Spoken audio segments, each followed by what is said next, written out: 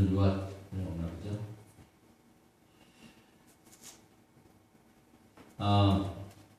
사람마다 이렇게 교회에 나오게 된 동기는 각기 다릅니다.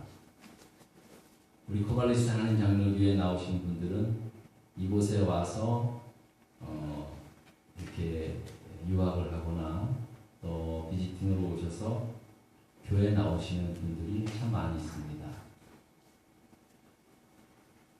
또 각자마다 교회를 다녔을 때 친구 따라서 혹은 신랑 따라서 남편 따라서 가시는 분도 계시고 동기는 사람마다 다릅니다. 그런데 예수를 내 마음속에 구주로 믿게 된 동기, 이 동기와 교회에 나오게 된 동기는 사실 많이 다릅니다.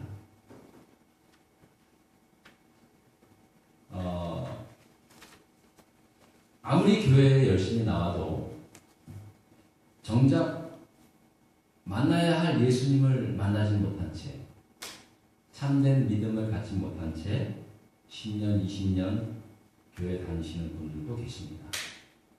물론 이것이 잘못됐다고 말씀드리고 싶지 않습니다.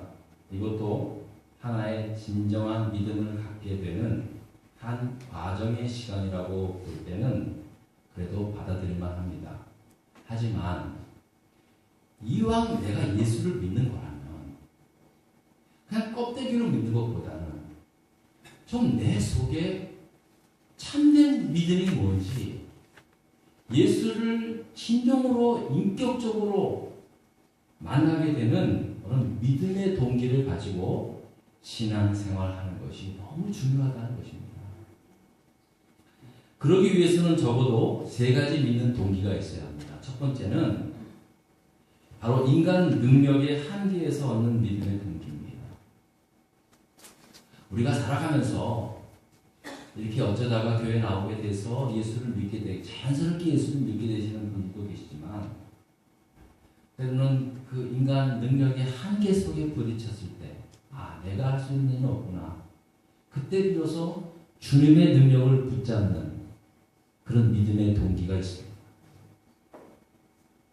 세상 아무리 능력 위주의 사회라 해도 인간 스스로 무엇이든지 할 수 있는 착각 속에 살아가지만 인간 능력으로서 할 수 없는 일들이 너무나 많음을 실감할 때 비로소 예수 그리스도의 능력을 붙잡게 되는 그런 믿음을 얻게 되는 동기입니다. 가끔 어린 아이들이 암에 걸려서 암 치료를 받고 있는 그 부모님들이 계십니다. 제가 환자 신방을 많이 가지만 제일 가기 힘든 신방이 그 자녀가 특별히 중병에 걸렸을 때 그 가정을 신방하는 것입니다. 그 신방처럼 마음이 무겁고 아픈 적이 없습니다.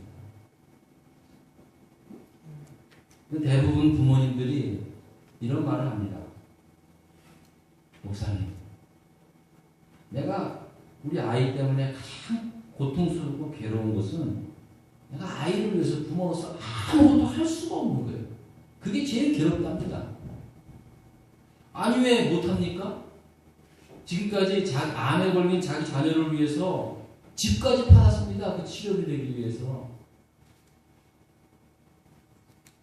부모가 엄마 아빠가 본가를 하면서 그 아이 하나 살리려고 진짜 온 고생을 다하는 부모님들을 봅니다. 근데 아무것도 할 수 없는 거라는 제가 보기엔 최선을 다하는데 그런데요 부모 입장에서 봤을 때 그 주사바늘이 들어가고 아이들이 치료하는 과정에서 애가 고통스러워하고 막 울고 막 그럴 때는요 내가 부모지만 자신의 그 무능함을 처절하게 느낀다는 거예요. 그래서 그게 너무 괴롭다는 겁니다.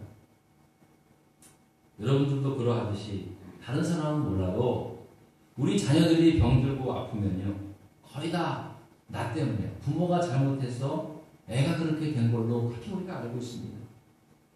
그래서 나 때문에 내가 못나서 내가 애를 아프게 한 일인데 부모로서 정작 아무것도 해주지 못하니까 그래서 마음이 아프고 미안하다는 겁니다. 여러분 이런 부모님들과 손을 잡고 기도할 때는요, 다릅니다. 같을 수가 없습니다. 부모로서 아이를 위하여 아무것도 할 수 없는 인간 능력의 한계를 느끼며 흐느껴 오는 그 부모님의 손을 잡고 기도할 때는요, 목사인 저도 떨립니다.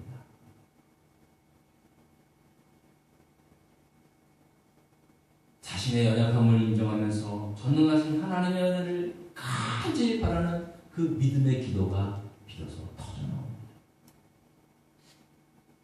우리 인간 능력의 한계를 알았을 때, 그것을 깨달았을 때 예수 그리스도를 만나게 되는 믿음의 동기가 될 수 있습니다.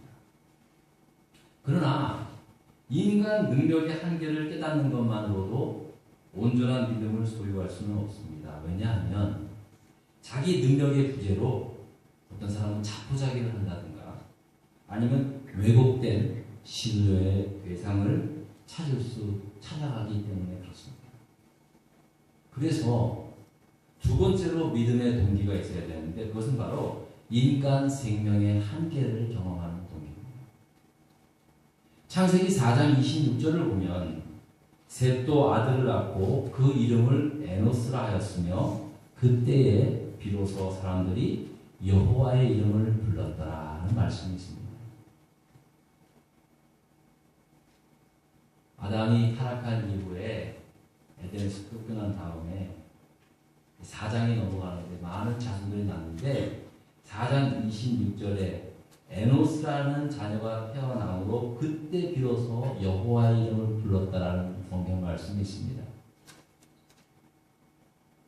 하나님께서 사람을 창조하신 이래 사람들이 자발적으로 여호와 하나님을 찾은 적이 없었습니다. 그런데 창세기 4장 26절에 가서야 비로소 처음으로 여호와 하나님을 부르게 된 겁니다. 그때가 바로 에노스 때입니다. 이 에노스라는 말을 히브리 단어 원어로 찾아보면요, 이게 어떤 말이냐 뜻이 있냐면은 죽을 수밖에 없는 존재라는 뜻이 있습니다.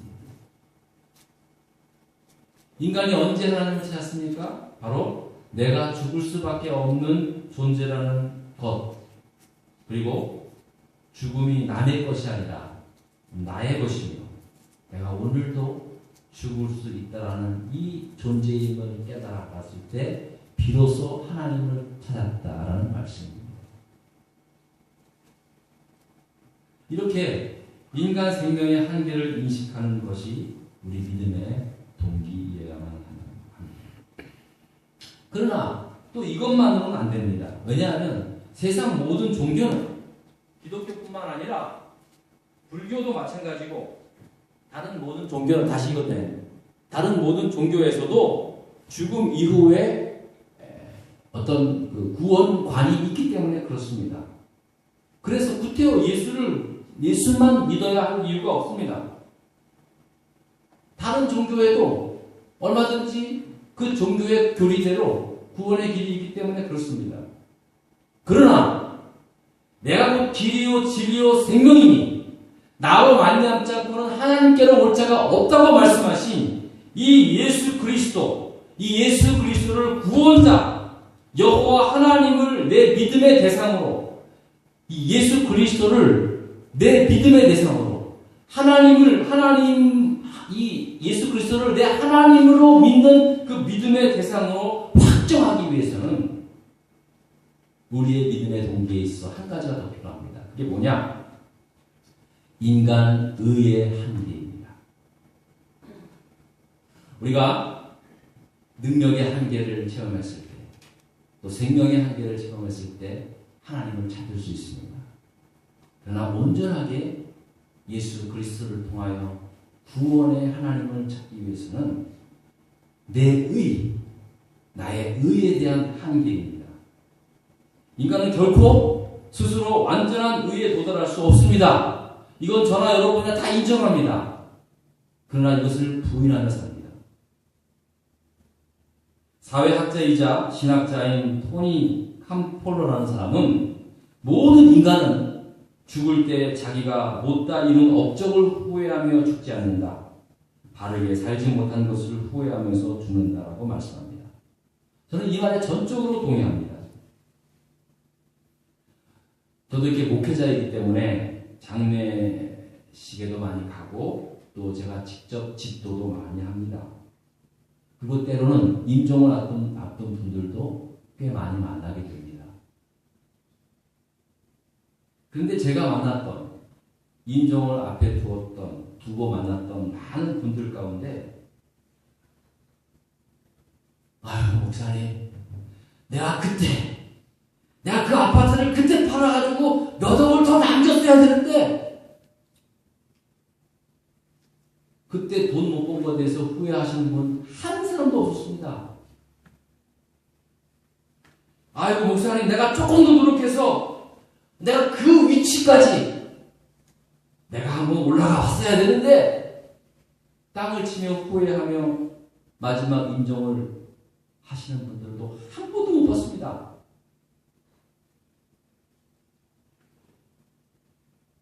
마지막 임종 때 오히려 사랑해야 할 사람을 사랑하지 못한 것, 해야 할 일을 하지 못한 것, 하지 말아야 할 일을 한 것에 대해서 후회하며 괴로워하며 가족들에게 용서를 구합니다. 대부분 다 그렇습니다. 여보, 미안해. 대부분 다 미안해. 잘해주지 못해서 미안해. 여보, 내 이제 갑자기 생각하니까 장롱 밑에 말이야, 몇천 불 있어. 나 한 사람도 못 봤어요. 모르죠. 그 전에 얘기했는지도 모르죠. 다 그렇더라고요. 여러분, 9/11 터졌을 때 비행기 하나가 떨어지지 않습니까?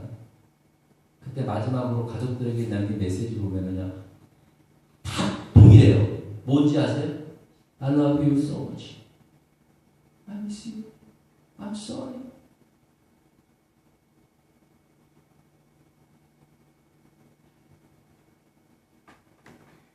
자기의 잘못을 구합니다.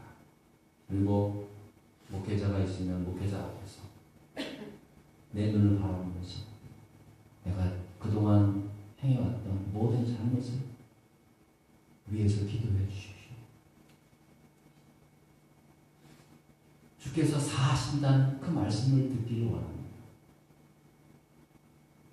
이것은 무엇을 의미합니까? 두 가지를 의미합니다. 첫째로, 인간은 죽음 앞에서 하나님의 심판이 있다는 사실을 이건 본능적으로 아는 것입니다. 이게 본능적입니다. 하나님을 믿지 않던 자들도 죽음 앞에서는 두려워합니다. 아무리 의연하게 죽는 사람이라 할지라도요, 그 심장 박동 소리를 들어보면요, 엄청난 두려움에 떨고 있습니다. 하나님의 심판이 있음을 본능적으로 느끼는 겁니다. 왜 소들도 도살장에 가면 눈물을 흘린다고 그러잖아요. 팔려서 도살장으로 가는 소들은요, 막 낑낑대고 울린다고 그러잖아요. 본능적으로 느낍니다. 인간도 마찬가지입니다. 두 번째로는, 인간은 죽음 앞에서 자기 스스로 결코 완전한 의인이 아니라는 것을 압니다. 그래서 죽을 때 바르게 살지 못한 것을 후회하고 죽음이 임박해질수록 그 때문에 괴로워하는 것입니다. 바로 이때 하나님은 말씀합니다. 로마서 3장 23절 24절. 모든 사람이 죄를 범하였음에 하나님의 영광에 이르지 못하더니 그리스도 예수 안에 있는 속량으로 말미암아 하나님의 은혜로 값없이 의롭다 하심을 얻은 자 되었느니라. 이렇듯 우리가 참된 믿음을 얻기 위해서는 인간 능력의 한계, 죽음의 한계, 그리고 인간 의의 한계를 경험하는 동기가 있어야 합니다. 내면적 동기가 있어야 합니다. 오늘 본문을 보니까 아주 특별한 사람이 나옵니다. 이 사람은 인간의 능력의 한계를 뛰어넘어 사는 사람입니다. 죽음의 한계도 초월하는 사람입니다. 의의 한계는 말할 수도 없이 완전 무시된 삶을 살아갑니다. 바로 거라사라는 동네에 살고 있는 귀신 들린 한 사람입니다. 그가 언제부터 어쩌다가 그렇게 미쳐서 광인이 되었는지는 몰라도 39절에 보니까 그에게는 가정도 있었고 한때는 분명히 정상적인 삶을 살았던 사람이면 분명합니다. 그런데 그가 귀신이 들려서 옷도 입지 않고 집에도 가지 않고 죽은 자들이 모여있는 무덤에 있는 곳에서 거기서 먹고 자고 살아온 곳입니다. 소리를 지르며 사람들을 놀라게 하니까 사람들이 힘을 모아서 그 사람한테 쇠고랑을 체험하면은 그 쇠고랑을, 자기를 묶은 쇠고랑을 어찌나 힘이 센지만 그것을 벌떡 끊고 다시 광야로 도망가는 그런 그야말로 광인의 삶을 삽니다. 먼저 우리는 이 본문을 살펴보면서 귀신 들린 사람과 정신병에 대한 간단한 이해가 필요합니다. 사람이 미쳤다는 말을 할 때는 두 가지 의미가 있습니다. 하나는 어떤 일에든지 아니면 생각에 집착해서 행동하는 사람을 두고 미쳤다고 합니다. 예를 들면 저 사람 도박에 미쳤다. 간혹 제가 목회를 하면서도요, 우리 한인 분들 가운데 간혹이 이거 카지노 여기에 미쳐가지고요, 재미로 시작한 사람이 나중에는 그 끝은 뻔합니다. 다 들어먹은 사람들 많이 봤습니다. 운동도 마찬가지예요. 적당히 해야 되는데 너무 하니까 뭐라 그래요? 운동에 미쳤다. 또 사업 열심히 하는 건 좋은데 사업에 미쳤다. 그런 사람도 있습니다. 뭐 그렇게 또 나쁜 표현은 아니죠, 그죠? 미칠 정도로 뭘 해야 되는 것 아니겠습니까? 근데 또 하나 의미는요, 정말 정신에 이상이 생겨서 신경계통에 병이 생긴 사람을 미쳤다고 합니다. 요즘은 이런 분들을 미쳤다고 하지 않고 정신지체자라고 얘기합니다. 제가 몇 주 전에 한국에서 어떤 여자분한테 전화를 받았어요. 목사님이세요? 그래서 예, 그러니까 제 남편을 좀 찾아주세요. 그래서 누구시죠? 한국에서 114에다 전화를 걸어가지고 오래건에 목사님 바꿔달라니까 나를 바꿨대요. 나 그거 참 신기해요. 아니 오래건에 목사가 나밖에 없습니까? 그것도 코발리스의 목사를 그 114 교환원이 누군지 몰라도. 그래서 사정을 딱 들어보니까 벌써 여자분의 목소리가 이상하더라고요. 신배정아 어디십니까? 청량리래요. 제가 청량리에 살았거든요. 거기 병원에 있거든요. 병원에. 얘기를 좀 해보니까는 제가 이제 알게 되었어요. 근데 아무리 정신이 이렇게 지체가 되었어도 자기 남편, 특히 이제 자기 아들들을 찾기 위해서 전화를 한 몇 주 동안 계속 왔어요. 제가 결국은 찾았는데 끝내는 그분들이 다 연락을 안 하더라고요. 안타깝더라고요. 우리가 여러분 육신의 질병을 얻을 수 있듯이 정신계통에도 병을 얻을 수 있습니다. 이게 여러분과 아셔야 합니다. 제가 예전에 신학대학 다닐 때도요, 제가 그 신학대학원 다니던 신학대학원이 좀 입학하기가 좀 어려웠습니다. 그래서 대부분 한 3분의 2는 다 재수하고 사무소에서 들어오신 분인데 저 역시도 재수를 했었습니다. 재수할 때 일인데요.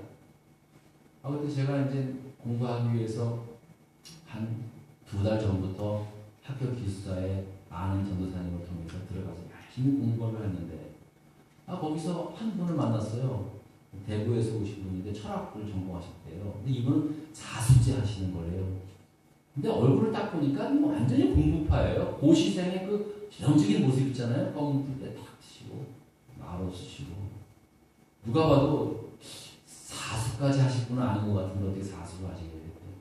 그래서 제가 뭐 나이도 비슷해서 따뜻하게 해주고 얘기도 해주고 밥도 먹고 하니까 이분이 매일 밤마다 찾아와요.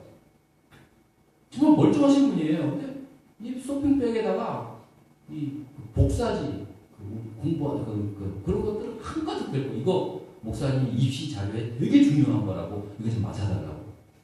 한두 번은 제가 맡아줬어요. 근데 매일 밤 찾아와서 한 봉다리씩 하고 어떤 두 봉다리 하고 이상하더라고요. 하더라고요. 도저히 나도 지금 빌려서 쓰는 방인데 도저히 안 돼서 죄송하다고 이거 더 이상 받아들일 수 없다고. 근데 이상하더라고요. 알고 보니까 그분이 정신에 병이 생긴 거예요. 나중에 가족들이 올라와서 가족도 처음에 잘 몰랐던 거예요. 이게 편집증 증세예요. 편집증 증세. 예전에 뷰티풀 마인드라는 그 영화에 그런 사람이 나오거든요. 머리 좋은 사람들이 간혹 생기는 거. 여러분 주위에서도 뭘 자꾸만 수집해 모으는 사람 있으면 좀 약간 자세히 살펴보세요. 이게 과하니까 그래서 가족들이 데리고 가셨어요. 이게 정신의 병이 있는 거죠. 우리가 육신도 너무 한 부분만 사용하면 이상이 생기듯이 신경 속에서 신경을 너무 한쪽에 쓰다 보니까 병이 난 겁니다. 이런 분들은 빨리 발견해서 치료하면 됩니다.